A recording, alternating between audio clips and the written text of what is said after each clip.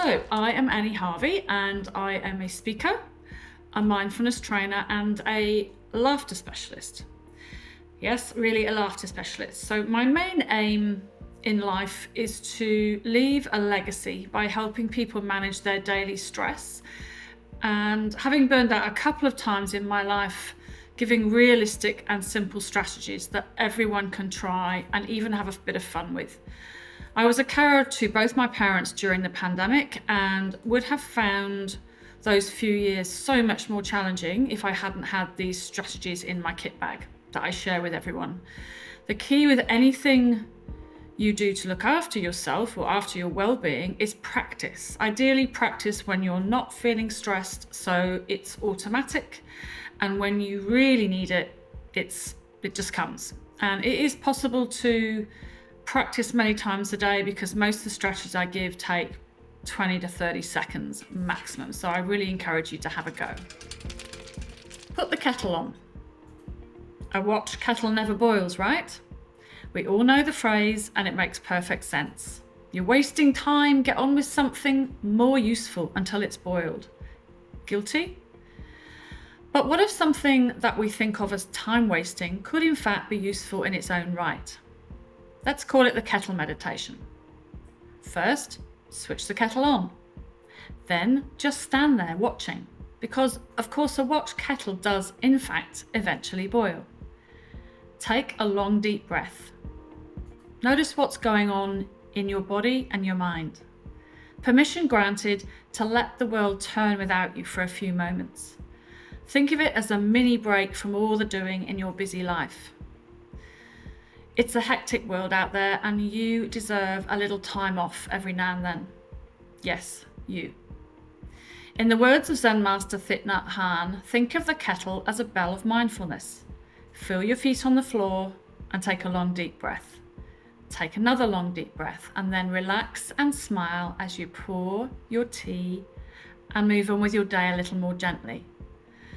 When I teach mindfulness meditation, often I invite attendees to use this kettle time as their intro to finding some time to start practicing, even just for a few seconds, because we can all say we haven't got time for this stuff.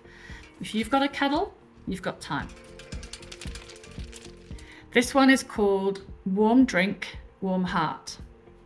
Make yourself a cup of your favourite tea or coffee.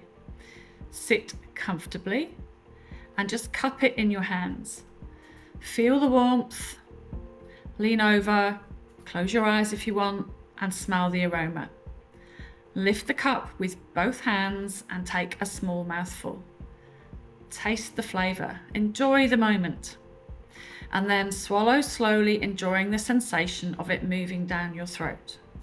Repeat until finished. Prescribe at least once a day for a personal pause and reflection. My marble jar.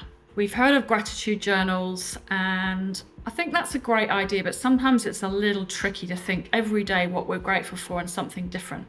So as a teacher, I had a marble jar for the kids in my classroom. When they made good choices, they put a marble in their jar. I had a tough time being a teacher, and at the end of the day, I couldn't necessarily think what I was grateful for, but what I did make myself do on a daily basis was fill my own marble jar. And my question would be, what has gone well in my day for myself and the people in my world? And I would need to write down at least 2 or 3 of those at the end of each day. So see if you can have your own metaphorical marble jar if you like, and ask the question, what has gone well today for me and the people in my world? This one's called Stop. The Stop method is a mini meditation, useful for a stressful or difficult moment. It deliberately focuses on the breath, your bodily sensations, and the present moment experience. And this interrupts us from being stuck in a cycle of thinking, which we all do. S stands for stop. T stands for take a breath. Take a slow, deep breath. And as you do so, tune into your sensations of breathing. Gather your attention and hone in on the exact sensations of breathing right now in this moment. Be as present as you can with the full journey of the breath in and out of the body. Just a couple of times.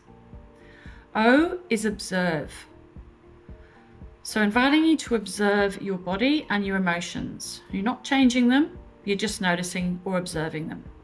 What sensations can you feel in your feet, your legs, your head, your arms, and perhaps your shoulders? Then widen your focus and open to what is happening in the environment around you right now. What can you feel? What can you see? What can you smell? What can you hear? Or what can you taste? You have quite literally come to your senses. And P is for proceed. Proceed with what you are doing with the intention of integrating this mindful awareness into your daily life.